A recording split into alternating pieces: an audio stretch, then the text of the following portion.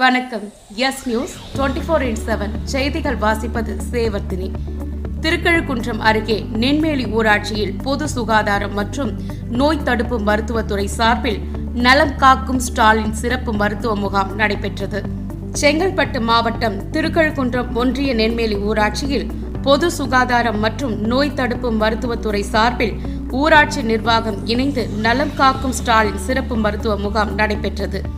இதில் சிறப்பு அழைப்பாளராக முன்னாள் எம்எல்ஏவும் திருக்கழுக்குன்றம் வடக்கு ஒன்றிய செயலாளருமான வி தமிழ்மணி கலந்து கொண்டு முகாமை துவக்கி வைத்து பார்வையிட்டு ஆய்வு செய்தார்.